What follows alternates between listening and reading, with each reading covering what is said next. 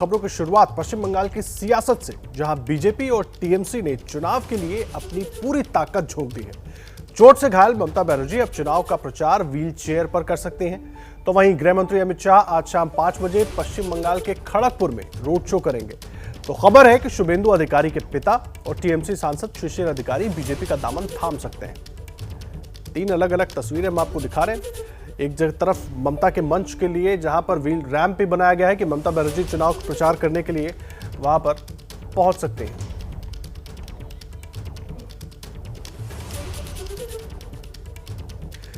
कथित हमले में घायल होने के बाद ममता प्रचार करेंगे या नहीं, यह सवाल सबके मन में था। मगर चोटिल होने के बाद आज ममता चुनाव प्रचार में पहली बार नजर आ सकती हैं। कोलकाता से लेकर दुर्गापुर तक ममता के लिए खास तैयारी की जा रही है। व्हील चेयर पर ममता को स्टेज पर चढ़ने या उतरने पर किसी तरह की दिक्कत ना हो। दुर्गापुर के जिस होटल में ममता ठहरेंगी वहां उनको दिक्कत ना हो, इसके लिए भी खास बंदोबस्त किए गए हैं। आप देख सकते हैं ममता के लिए लकड़ी का एक विशेष रैंप बनाया गया है। दुर्गापुर में भी और कोलकाता में भी दोनों ही जगह लकड़ी का एक विशेष रैंप बनाया गया है। और यहां तक कि दुर्गापुर में जहां पर उनका हेलीकॉप्टर उतरेगा, जहां पर हेलीपैड है, वहां से उनके होटल की दूरी मात्र 200 मीटर है। इस तरीके से हेलीपैड की व्यवस्था की गई है।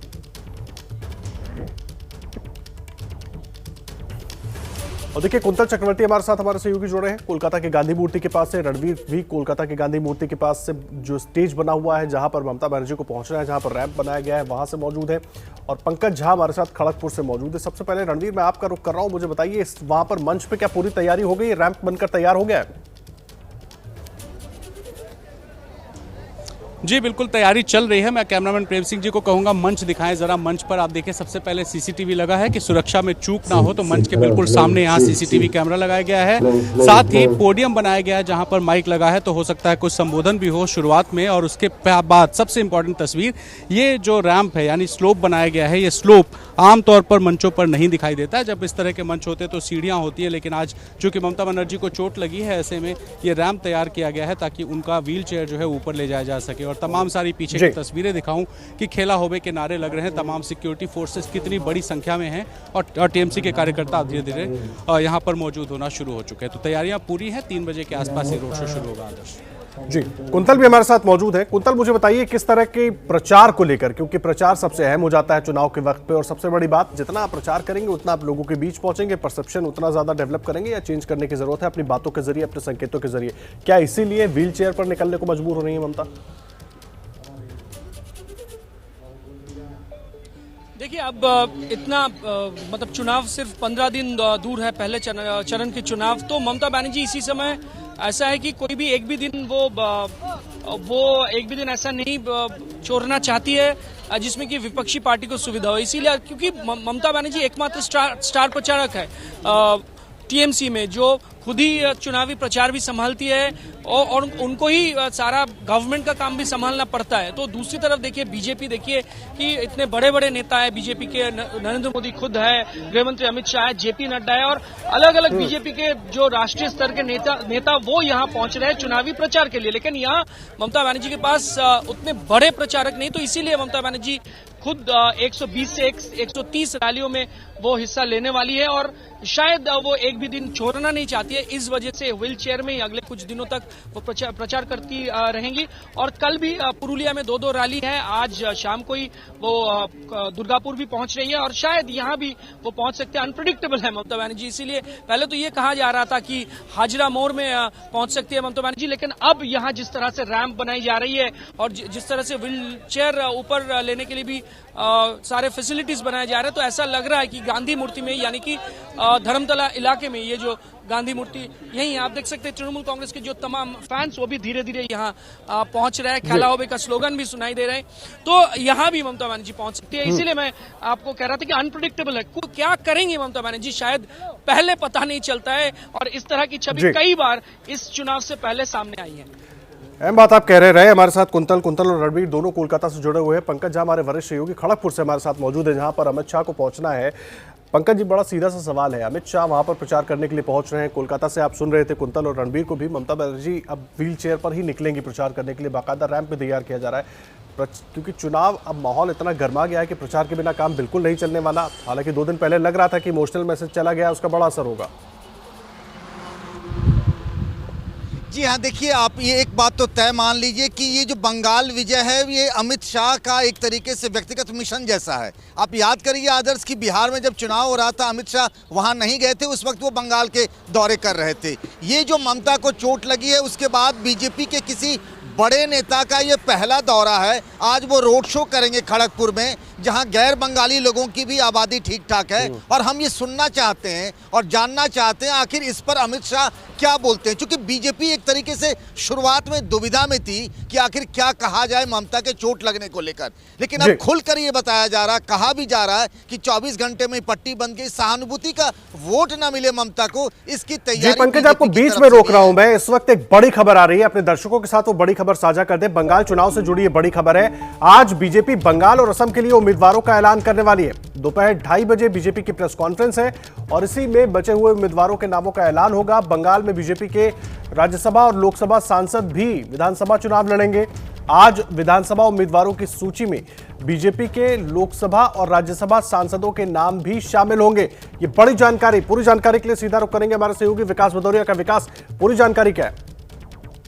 ये देखिए, इस वक्त बड़ी जानकारी ये आ रही है कि बीजेपी ने फैसला लिया है कि अपने लोकसभा और राज्यसभा के उम्मीदवार जो सांसद हैं उनको भी विधानसभा उम्मीदवार बनाएगी। अब से तकरीबन 1.5 घंटे, तकरीबन 2:30 बजे के आसपास बीजेपी प्रेस कॉन्फ्रेंस करके बाकायदा असम और बंगाल के उम्मीदवारों का ऐलान करने जा रही है। महत्वपूर्ण ये है कि अब तक ये माना जा रहा था कि लोकसभा या राज्यसभा के जो सांसद हैं उनको विधानसभा में नहीं उतारा जाएगा, लेकिन अब बीजेपी अपनी पूरी ताकत के साथ उन उम्मीदवारों को भी जो लोकसभा या राज्यसभा के सांसद हैं उन्हें उम्मीदवार बनाने जा रही है। और उसकी बड़ी वजह यह है, वो चाहती है कि सभी सांसद भी मैदान में लड़ते हुए दिखाई दे ममता सरकार के जंगल राज के खिलाफ। बीजेपी जानबूझ के यहाँ पर इन सांसदों को मैदान में उतार दिया। इसमें लॉकेट चटर्जी भी शामिल है, नीतीश प्रणव शामिल हैं, इसके अलावा दिलीप घोष का भी नाम हो सकता है, इसके अलावा आपको बता दूं बाबुल सुप्रियो का भी नाम हो सकता है। ये वो कुछ नाम हैं जो मैदान में उतारे जा सकते हैं। इसके अलावा पुष्पा गांगुली जो कि राज्यसभा सांसद हैं उनका भी नाम हो सकता है। शांतनु ठाकुर जो कि मथुआ समुदाय से आते हैं, बनगांव से सांसद हैं, उनका नाम भी हो सकता है। ये पत्ते 2:30 बजे ही खुलेंगे कि आखिर कौन कौन से सांसद हैं जिनको बीजेपी चुनाव मैदान में उतारने जा रही है। लेकिन एक बड़ा फैसला है बीजेपी के लिए इन विधानसभा चुनावों में, वो अपने राज्यसभा और लोकसभा सांसदों को भी चुनाव मैदान में उतारने जा रही है। ठीक है, बहुत धन्यवाद विकास आपका इस पूरी जानकारी के लिए। बड़ी जानकारी विकास भदौरिया हमारे सहयोगी दे रहे थे। 2:30 बजे बचे हुए जो प्रत्याशी हैं बंगाल में और असम में, उनके नामों का ऐलान कर सकती है बीजेपी। उनके नामों का ऐलान होगा और साथ ही साथ लोकसभा सांसदों और राज्यसभा सांसदों को भी चुनावी मैदान में बीजेपी उतार सकती है। कुछ घंटे का इंतजार है और पूरी तस्वीर साफ हो जाएगी। देखिए, ममता बनर्जी नंदीग्राम में जब से घायल हुई हैं तब से उनके प्रचार को लेकर सवाल उठ रहे थे, लेकिन अब तय हो गया है कि दीदी व्हील चेयर पर ही प्रचार करेंगी। आपको दिखाते हैं हमारे वरिष्ठ सहयोगी पंकज झा की रिपोर्ट। আমি কিছুই নষ্ট করব না, বাট হয়তো আমাকে কিছুদিন হুইল চেয়ারে করতে হবে, সেটা আপনাদের সহযোগিতা চাইব।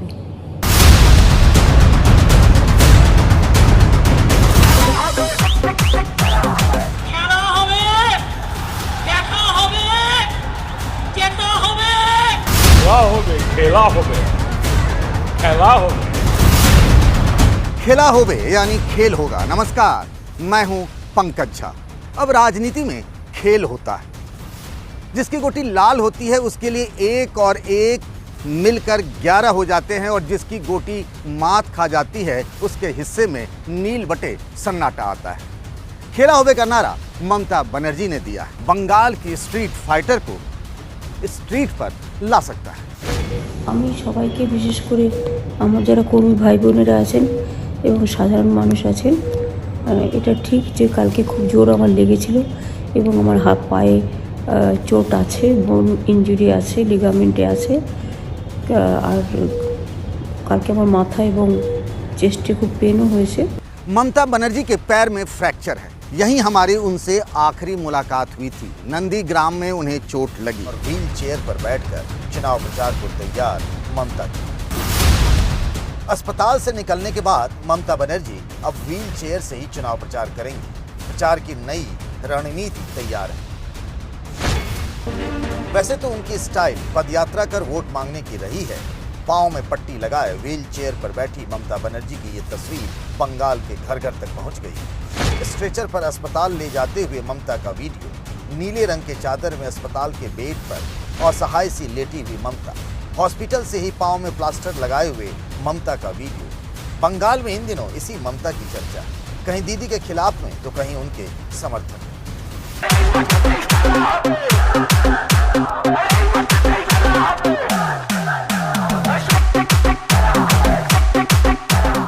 पैर की चोट से ममता बनर्जी अपने लिए वोट की जुगाड़ में। उनकी इमेज हमेशा से उनके लिए फायदे का सौदा रहा है। इससे पहले भी कई बार विरोध प्रदर्शन करते हुए या आंदोलनों की अगुवाई करते हुए ममता बनर्जी कई बार घायल हो चुकी हैं। उनके हाथ पैर टूटे, माथा फूटा, पट्टी लगी और प्लास्टर चढ़ा, लेकिन हर बार वह और मजबूत हुई। इसी से उनकी छवि एक जुझारू नेता की बनी। बंगाल ही नहीं, देश भर में उन्हें स्ट्रीट फाइटर कहा जाता है। ममता बनर्जी अपनी चोट को ही अपनी दर्द की दवा बनाना चाहती हैं। उनका इरादा इसी दर्द से बीजेपी के सरदर्द बढ़ाने का भी। अल्पसंख्यकों का बहुमत और हिंदुओं के अल्पमत का वोट मिल जाए तो फिर ममता का काम बन जाए, यही उनका फंडा। लेकिन बंगाल का अपना अलग ही इतिहास रहा है। यहाँ मुख्यमंत्री की हार के साथ साथ ही सत्ता परिवर्तन भी होता रहा है। 24 मार्च को कांथी में प्रधानमंत्री नरेंद्र मोदी की रैली में शामिल हो सकते हैं शुभेंदु अधिकारी के पिता और टीएमसी सांसद शिशिर अधिकारी। कल ही बीजेपी सांसद लॉकेट चटर्जी ने शिशिर अधिकारी से मुलाकात की थी। खबर है कि 24 मार्च को बीजेपी में शामिल हो सकते हैं शिशिर अधिकारी। आपको बता दें, शुभेंदु अधिकारी और उनके भाई के बीजेपी में शामिल होने के बाद से शिशिर अधिकारी बिल्कुल अलग थलग पड़े हुए थे और अब लॉकेट चटर्जी ने कल उनसे मुलाकात की है। पंकज झा हमारे वरिष्ठ सहयोगी लगातार जुड़े हैं। पंकज, ये खेला होबे के बीच अब जो ये नया अपडेट मिल रहा है, कल लॉकेट चटर्जी जाती है, 1.5 घंटे की मुलाकात करती हैं, वहीं खाना भी खाती हैं, वो तस्वीर भी सब जगह आती है, मायने कैसे देखें? और शिशिर अधिकारी का अगर शामिल हो जाते हैं तो उसका असर क्या होगा उस इलाके में? देखिए, जब से शुभेंदु अधिकारी शामिल हो गए हैं बीजेपी में, उसके बाद से शिशिर अधिकारी किसी भी कार्यक्रम में नहीं गए हैं। टीएमसी के वो जिलाध्यक्ष थे, उनसे भी वो जिम्मेदारी ले ली गई, जो तमाम उनको पद थे वो भी ले लिए गए हैं। ये औपचारिकता ही होगा। लेकिन जिस तरीके से प्रधानमंत्री के कार्यक्रम, जो कि 24 तारीख को कांठी में ही अधिकारी परिवार का गढ़ माना जाता है, पश्चिमी मेदिनीपुर और पूर्वी मेदिनीपुर का जो इलाका है, उस दिन मोदी के साथ मंच पर आना उस नेता का, शिशिर अधिकारी का, जो कि इससे पहले भी केंद्र में मंत्री रहे हैं, ममता के करीबी माने जाते थे, तो एक तरीके से कह सकते हैं कि एक नैरेटिव चेंज होगा, एक झटका लगेगा। लेकिन इसके लिए पहले से मन बन चुका था। शिशिर अधिकारी का आना बीजेपी में एक औपचारिकता भरी है। नहीं, बिल्कुल ठीक कह रहे हैं आप, लेकिन साथ ही साथ मैं एक और बात जानना चाहूंगा आपसे। अब कुछ घंटे में बीजेपी उम्मीदवारों की घोषणा कर देगी, 2:30 बजे का समय तय हुआ है और 2:30 बजे के आसपास घोषणा हो जाएगी। सवाल यह है कि एक स्ट्रैटेजी ये भी बन रही है कि लोकसभा और राज्यसभा के जो सांसद हैं ना, उनको भी हम चुनावी मैदान में उतारेंगे। इसका फायदा या वजह क्या है, क्यों? या सीधी सीधी 2 लाइनों की बात है कि चुनाव के लिए कुछ भी करेंगे, जीतने के लिए कुछ भी करेंगे? देखिए, अभी जो विकास कह रहे थे ना, मैं खड़गपुर में हूं और खड़गपुर से ही विधायक हुआ करते थे दिलीप घोष, जो कि अभी बीजेपी के प्रदेश अध्यक्ष हैं। वो लोकसभा के सांसद बन गए मेदिनीपुर से। खड़गपुर की सीट पर जो उपचुनाव हुआ, भाजपा हार गई। अब वो चाहती है बीजेपी कि जितने हेवीवेट्स हैं अपने अपने इलाके में, उनको अगर उतार देंगे तो कम से कम जीत तो सुनिश्चित हो जाएगी। और ये लगता है कि जब बड़े चेहरे उतरेंगे तो उसका एक बड़ा मतलब जाता है, बड़ा संदेश जाता है कि कितनी गंभीरता से बीजेपी इस चुनाव को लड़ रही है। ये सारे लोग अपने अपने इलाकों में चुनाव लड़ेंगे तो उसका एक अलग संदेश जाता है। तो ये हो सकती है बीजेपी की रणनीति टीएमसी के खिलाफ। अहम बात आप कह रहे हैं। पंकज जी हमारे साथ जुड़े रहे। पंकज लगातार मौजूद है हमारे साथ। रणवीर भी कोलकाता से इस वक्त जुड़े हुए। रणवीर, सबसे बड़ा सवाल इस वक्त टीएमसी को लेकर ये उठ रहा है कि आखिर ममता दीदी उनके तमाम सिपहसालार करेंगे क्या? जाने वालों का सिलसिला लगातार जारी है।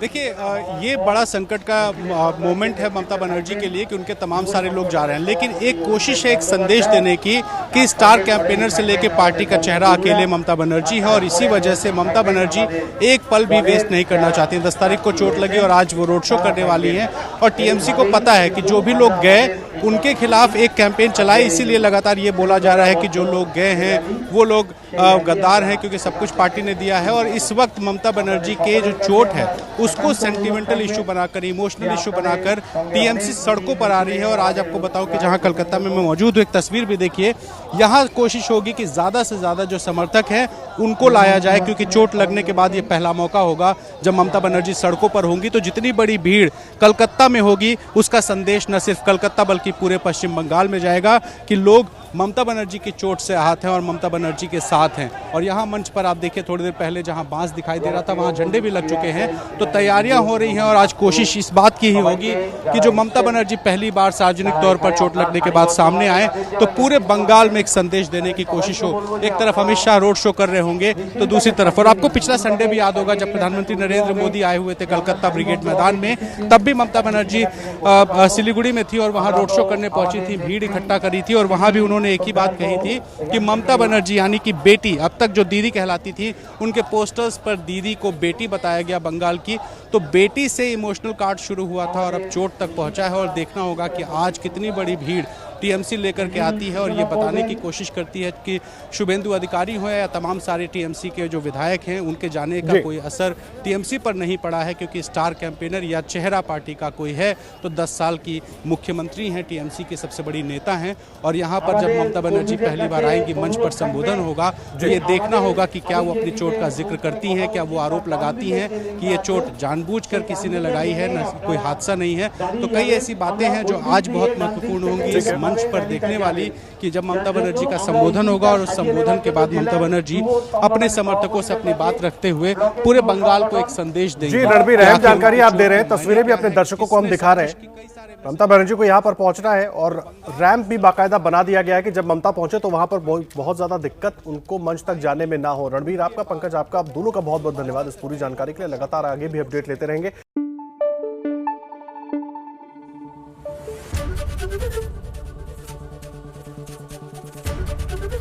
एबीपी न्यूज आपको रखे आगे।